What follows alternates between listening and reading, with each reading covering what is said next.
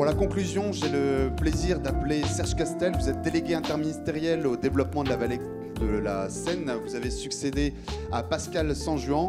Et donc le mot de la conclusion est à vous. On peut vous applaudir bien fort.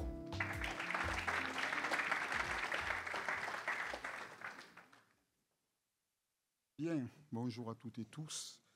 Alors, excusez mon retard, et effectivement, je ne suis pas venu en train, je suis bien venu par l'autoroute A13, que je connais bien pour l'avoir pratiqué pas mal d'années lorsque j'étais dans ce secteur-là, il y a une trentaine d'années à peu près. Alors, pour être plus sérieux, j'ai assisté aux 2 tables rondes, et in fine, tous les mots magiques qui font sens dans la mission qui est la mienne ont été prononcés. Le tout, c'est de les mettre dans le bon ordre, si vous permettez, et avec les bons acteurs. Alors, je vous l'ai dit avec d'autant plus de conviction, c'est que bon, hier, j'ai passé 1h15 avec le directeur des cabinets du Premier ministre et les préfets de région, et les cabinets des ministres aménagement du territoire et transport. Bon, et ma feuille de route, j'en parle souvent, a été validée. Voilà. Donc, j'aurai bientôt, je pense la semaine prochaine, recto verso signé du Premier ministre, mais qui a vocation à synthétiser les problématiques et les enjeux de la vallée de la Seine. Alors, pour ceux qui ne m'ont pas encore entendu, il s'avère que j'ai passé 10 ans à gérer la Seine, entre Neuilly et Elbeuf, donc la rivière Seine, le fleuve Seine, et 3 ans dans la DDE d'Yvelines, où j'avais un secteur entre Poissy-Saint-Germain et Mantes. Donc autant vous dire que c'est un secteur qui est dans la ligne de mire des problèmes que nous rencontrons aujourd'hui.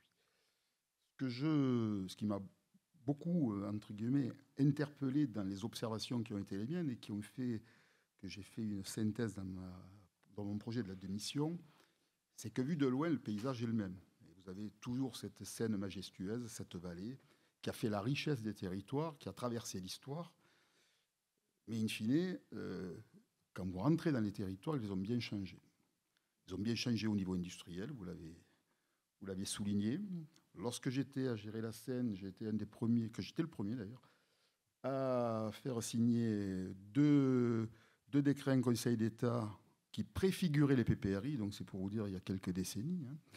Et à l'époque, je vous garantis, il y avait beaucoup d'opposition parce que les gens étaient dans le déni du potentiel impact du changement climatique. Déjà, on en parlait, l'impact d'inondation. Et un peu décliné, ainsi de suite. Et le dernier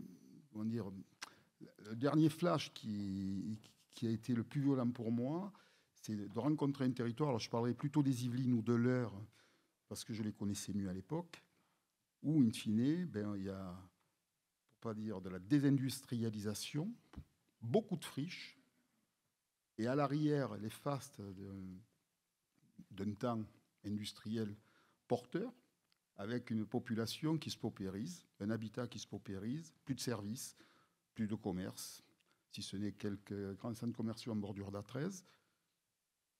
Et à l'arrivée, vous apercevez que ces territoires sont en souffrance.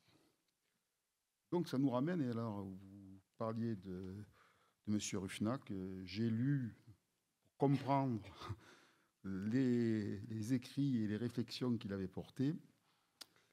Moi je pense, et je le dis avec la plus grande sincérité, aujourd'hui la vallée de la Seine est à la croisée des chemins. J'ai bien entendu toutes les démarches qui sont engagées les uns les autres, mais la vallée de la Seine est à la croisée des chemins pour plusieurs raisons. On est obligé d'accompagner les mutations, les transitions, mais il y a un élément, et ça je vous le dis, je suis en bout de carrière, et dont aujourd'hui je prends conscience, c'est l'élément temps. C'est le pas calendaire. Nous sommes obligés d'aller vers les mutations, les transitions, les prises de conscience et les changements, mais avec un pas de temps qui est de plus en plus court. C'est-à-dire, il y a 20 ans, on parlait changement climatique, on fait de grandes réunions, de grandes réflexions, et on prenait par-ci par-là de l'expérimentation, et allons-y. Là, je crois qu'aujourd'hui, et je parle pour la vallée de la Seine, elle est à la croisée des chemins, mais la vallée de la Seine, ça transcende les régions. Je le disais encore hier chez le Premier ministre, c'est un sujet à minima d'intérêt national, voire même international. Vous parliez de Seine-Nord, on ne peut pas penser aujourd'hui développement de la vallée de la Seine sans savoir ce que va être l'impact de Seine-Nord aussi. Parce qu'in fine, si vous avez ces ouvertures, à partir du Havre, vous allez facilement pouvoir remonter effectivement vers le nord. Et il faut penser comment on peut aller également vers l'est. parce que c'est important, et en contournant Paris, parce qu'est-ce que Paris aussi doit tout centraliser, parce qu'à un moment donné, Paris ne pourra pas non plus tout supporter. Ça nous ramène quand même à un sujet qui est le fondement même de ma feuille de route, tout en conciliant et en respectant les compétences des uns et des autres. Quand je dis compétences, mon rôle, c'est de ne pas aller marcher sur les pieds des préfets, ni les compétences des collectivités dans les régions, qui ont l'économie.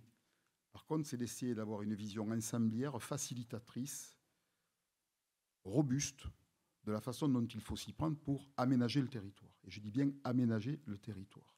Ça veut dire qu'il faut que tous les acteurs soient autour de la table. Là, vous êtes dans un environnement havrais. Alors, je ne sais pas la part de politique et d'industriel, ça, je ne connais pas suffisamment les gens. Mais le sujet, c'est que ce qui se passe au Havre doit se passer aussi à Paris, doit se passer dans d'autres secteurs. Et tout ça, ça doit se parler. Le vrai sujet aussi, vous êtes dans un monde industriel pour la plupart. Vous avez un temps de l'économie industrielle. J'en parle souvent avec le directeur général d'Aropa. Il y a un temps de l'économie, qui n'est pas le temps du politique. Et qui n'est pas forcément non plus le temps du projet d'infrastructure dont vous avez besoin pour que ça réponde à tout ce qui doit se marier. Donc, si vous permettez, le rôle que j'ai demandé à ce que me confirme le Premier ministre, c'est de me mettre dans un poste un peu d'ensemblier, de centralisateur, de facilitateur, je dis bien, mais surtout de changer la méthode et la gouvernance de la DIDVS, de tout ce que porte la DIDVS. Je m'explique.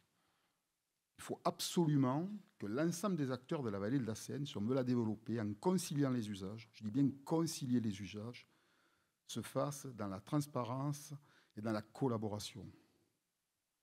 J'en veux pour preuve. Dans la difficulté qu'a la vallée de la Seine aujourd'hui, avec tous les impacts de la désindustrialisation sur certains secteurs. Dans la difficulté, vous avez une richesse absolue. Cette richesse absolue, c'est le foncier. Aujourd'hui, je viens de régions un peu moins favorisées en foncier, où le foncier est très rare. Croyez-moi que c'est un vrai casse-tête pour essayer de transformer une économie, une industrie ou développer un territoire. Vous avez une chance, je pense, inouïe, c'est que dans la difficulté, vous avez un nombre de friches conséquentes. Je sais que vous avez un établissement foncier aussi qui est très présent, mais à mon sens, pour que l'économie se développe, parce que dans l'économie, vous avez plusieurs sujets d'économie. On en parlait avec le directeur général d'Aropa, lui c'est plutôt de la logistique, c'est du portuaire, économie chimique, pétrochimique, en même temps on va plutôt dire chimique, et vous l'avez bien révélé dans vos tables rondes. La préoccupation, c'est de greffer le développement industriel à la vision du politique et aux populations. Ce que je dis souvent, pour avoir rencontré un nombre de territoires, c'est pas tout de dire j'ai une friche, hop, je mets tel type d'industrie parce que c'est l'opportunité, mais est-ce qu'en implantant cette industrie, il y a une vision par rapport à ce qu'a le politique au sens noble du terme, de la vision du territoire, ou c'est une industrie pour l'industrie? Est-ce qu'on vient greffer une industrie dans les temps qui courent?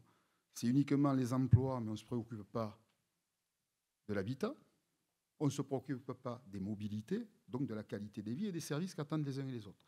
J'en veux pour preuve, lorsque vous êtes sur Paris, tous les acteurs économiques du Paris ou de la périphérie, de la petite couronne, vous disent on est vraiment à l'étroit, on a besoin de se développer. Je connais assez bien le monde de l'industrie pour venir du Jura et avoir pas mal travaillé avec ce monde-là. On voit très bien que si on veut développer des filières, il faut toute la chaîne, il faut tout l'écosystème. À un moment donné, les gens veulent bien se développer, aller sortir de Paris, mais in fine, vous parliez d'aéronautique, vous parliez d'espace, on va parler d'espace, on va parler de pétrochimie. C'est comment tout l'écosystème se développe tout au long de la vallée de la Seine, parce que la rivière, elle passe au-delà des départements et des régions, en conciliant les usages et en ayant la vision avec le politique de la façon dont on peut accueillir les gens, parce que les gens ne viendront dans l'industrie d'autres régions que s'ils ont la capacité à pouvoir y vivre correctement. Moi, j'en veux pour preuve, je vous dis, c'est vraiment un choc de voir 30 ans après, territoire autour de Renault-Flin, pour dire les choses clairement, où finalement où il y avait de la vie, aujourd'hui il n'y a plus de vie. Vous sentez la pesanteur. Donc tout ça, il faut que ça se marie avec tous les acteurs. Donc et ça me fera le lien avec la LNPN, vous allez voir. Dans la vision globale des choses, ce que j'ai proposé, c'est que, au même titre que sur un projet comme la LNPN, vous avez un COPIL, un COTEC, sauf que le COPIL et le COTEC, par essence, si vous voulez que ça fonctionne, il faut que ça n'allie que les financeurs, parce que sinon, vous allez avoir... C'est plus un COTEC, c'est plus un COPIL, ça devient très compliqué. Mais on peut parler de fret, parce que beaucoup de personnes parlent de fret, de logistique aujourd'hui. Beaucoup de personnes me parlent d'industrie. Beaucoup de personnes me parlent de logement aussi. On va dire les choses comme elles sont. Et ce qu'il faudra, c'est qu'on ait pour chacune de ces thématiques un fonctionnement en copil-cotec, de façon à être avec uniquement les acteurs opérationnels des sujets. Et ce qu'on va essayer de créer, c'est un copil élargi et un cotec élargi dans lequel l'ensemble des acteurs seront invités. Alors, ce n'est pas tous les acteurs, c'est les représentants d'acteurs, bien entendu, qu'ils soient politiques ou économiques et sociaux. Et les techniques aussi, on fera pareil. Et à raison de 2 fois par an, on se réunira pour faire un point d'ensemble sur l'ensemble des thématiques qu'on portera, de façon à ce que chacun puisse savoir, entre guillemets, comment ça évolue, ou écouter les besoins des uns et des autres. Ça me fait le lien avec la LNPN, donc. Donc, vous avez dû le voir, 1er juillet, il y a un copil qui se tiendra à Giverny, présidé par le ministre Tabarot, en présence d'ailleurs d'une autre ministre qui est Sophie Primas, qui fait partie aussi des élus des Yvelines qui se posent beaucoup de questions sur le projet. Donc, je ne peux pas vous dire aujourd'hui ce qui sera du copil. On a diffusé hier à l'ensemble des participants au copil un PowerPoint qui donnera, on va dire, le cadre, le fil conducteur de la réunion. Mais l'idée, c'est de regreffer la LNPN avec aménagement du territoire. Aujourd'hui, je vous le dis, vu que je suis au Havre, vous qui êtes havrés, vous savez pertinemment la LNPN, ce que ça compte, quel est son poids pour vous, et les attentes, je pense que ça doit dater de 2009-2010, donc ça commence à faire quelques années. Pour d'autres, la LNPN, bon, à part qu'on leur en a parlé, il y a eu des périodes d'accélération, de frein, d'opacité, bon, je le dirais en copil. Aujourd'hui, il faut ramener la LNPN à un projet d'aménagement du territoire. Ce n'est pas un train pour un train. C'est de l'aménagement du territoire. Et de cet aménagement du territoire, nous avons besoin de mobilité.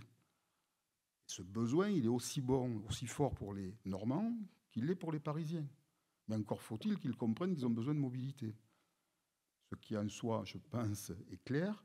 Et après, il y a une autre réalité parisienne, et là-dessus, il faut les écouter, c'est qu'il y a aussi peut-être la pression des 10 ou 15 dernières années de travaux parisiens qui font que, quelque part, je vis Paris, honnêtement, c'est sûr que chaque fois que vous voyez des travaux, toujours, il arrive un moment, les gens auraient peut-être envie de respirer. Voilà. Donc ça, le politique aussi doit en tenir compte. Donc, on revient au copil LNPN de mardi. Ce sera la même problématique que tout sujet qu'on voudrait aborder via la DIDVS, un sujet d'aménagement du territoire. Le développement industriel, ça en fait partie. Et je pense que sous ces angles-là, ça permettra aussi d'avoir et de restaurer la confiance et un dialogue de confiance, transcendant les régions et transcendant les départements, parce que je pense que c'est la région Normandie ici, mais je pense que tout est lié. Et l'industriel, lui, il a peut-être besoin de sa chaîne de façon à ce que ça fonctionne de façon fluide. Voilà. Et pour terminer, il ne peut pas y avoir non plus de développement, Isabelle Derville l'a bien dit, sans préserver quand même ce qui est le joyau de la vallée de la Seine. Et ce joyau, c'est à la fois la rivière en tant que telle, le fleuve, les paysages qu'il supporte, la culture et l'histoire aussi. Et on parlait de tourisme la semaine dernière à Rouen. Mais je pense que tout ça est totalement compatible. Le tout, c'est qu'on n'oublie personne dans l'angle de développement et qu'on essaie de faire ce qu'on appelle en matriciel un projet global, porté par tous avec un fil conducteur dans lequel on peut greffer des projets. J'en veux pour preuve, j'étais avec RTE, je crois que RTE doit être dans la salle. Bon, ben, lorsqu'on demande à RTE de se connecter à Horizon 2029, si le sujet c'est premier arrivé, premier servi, tant mieux pour celui qui est arrivé et qui est servi. Mais est-ce que stratégiquement, dans les besoins, dans la planification, on n'a pas intérêt à prioriser un type de développement par rapport à un autre? Alors, je vous le dis d'autant plus avec conviction, c'est que je pense que les actualités de géopolitique les 2 dernières années et puis les 15 derniers jours doivent peut-être, alors là, je parle moi au niveau du technicien que je suis, j'en parlais hier au niveau du Premier ministre, nous obliger à réfléchir comment on peut rapidement répondre à des besoins qui se font jour auxquels on n'aurait pas pensé il y a 10-15 ans et répondre rapidement. Donc le sujet, et le dernier point, c'est un peu mon leitmotiv, mais c'est un peu mon tempérament. Le tout, c'est pas de faire une Bible, c'est aussi d'avoir un plan opérationnel qui permette d'avoir rapidement des inflexions de situation et des résultats sur le court terme, moyen et long terme. Et il faut prioriser, sinon on n'y arrivera pas. Et la priorité, je pense que le contexte nous y oblige. Voilà, j'ai à peu près tout dit ce que je voulais caser, de ce que j'ai entendu de vos 2 tables rondes. j'attache beaucoup d'importance, mais aussi d'intérêt au futur COPIL là, du 1er juillet, qu'on a volontairement élargi, je dis bien élargi, pas qu'aux seuls membres du COPIL premier et COTEC premier, mais on a élargi à l'ensemble des socio-économiques avec leurs représentants. Donc on aura un auditoire assez large de toutes les régions, de façon à ce que les gens entendent, au travers des LNPN, le discours que vous venez d'entendre là. C'est-à-dire, c'est de l'aménagement du territoire. À l'intérieur de l'aménagement du territoire, nous avons besoin de mobilité. Voilà, j'ai à peu près dit tout ce que je pensais être d'actualité pour faire raccord avec les 2 tables rondes que j'ai pu entendre. Je vous remercie de votre attention. Un immense merci, monsieur le préfet. Merci beaucoup.